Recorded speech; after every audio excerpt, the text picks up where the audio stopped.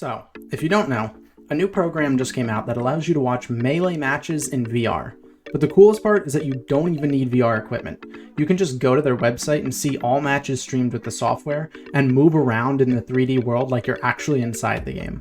I wanted to show everyone how cool this is and get an idea of the future of the program, so I did a brief interview with Dan, who's currently developing it, and I'll have some footage of me using the program in the background. Alright, so I'm just going to start off. Could you just give me a brief rundown of the program and its purpose?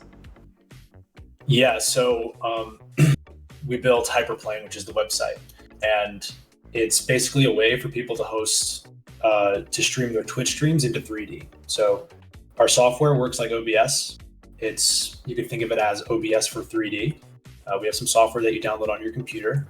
You play Melee like you normally would, and then it gets streamed to a virtual arena where people can hang out. So the idea here is local tournaments. I used to go to Xeno Weeklies in New York all the time, pretty much every week. Pandemic hits, and now it's on NetPlay, and the only place you can really hang out with anybody is in the Twitch chat.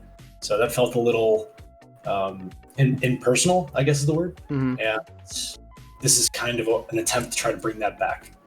So is the end purpose of this program being it to just be like a cool thing that the community has access to? Or are you trying to turn this into like, multi-game, a company that type of thing that does this? I don't really know how to describe it. Do you have, an end goal in mind with what you're working with here? I mean, I try to look at the shorter milestones right now. Mm-hmm. And right now it's just get everything working. I mean, there's so many challenges with this technology. The pipeline is there's a lot of complexity involved. So we just want to make sure we can get Smash working for streamers first. Then we want to host like local tournaments. And then hopefully we can, have majors in there. If we can get Evo running with this software, I mean, that's the dream. Yeah, I mean, that sounds amazing. Do you see that as something that could, actually potentially happen in the future? Just having a bunch of people hanging out in an arena watching Evo in 3D? Yeah, I don't see why not. There are a lot of challenges along that road. Mm-hmm. One is quality. One is even the internet connection. So the software we're using right now, the rooms cap out at 25 people. And Evo should be more than 25 people. Yeah, I just say so. So we would have to get pretty creative. It's me and my one friend building this, and we have some ideas of how we can scale to like end users. So a really complex system for like infinity net connections, so you can actually see everybody and hang out and have the content in the middle. But I mean, just the idea of being in a virtual stadium and someone gets a kill, everybody's freaking out, and you can actually feel that excitement.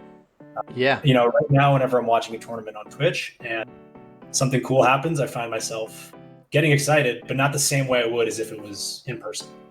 Right. So then if this is mainly, attempting to take that in-person experience and be able to use it in those online tournaments, what is like the purpose of the program after the pandemic, when in-person tournaments are existing again? That's an amazing question. So NetPlay tournaments, I don't think are going to go anywhere. I think there's always going to be a place for them, at least from what a bunch of TOs have been saying on YouTube. But I actually do think there is a case for this to just be a better way to watch gaming content. We're building this based on what streamers need. So it's literally a new media format. The thing that backs this under the hood is a new media format that's built for streaming video games. And with that, we're able to do a lot of cool things with interactions. This can work in VR, AR, on your phone, or in desktop as a result.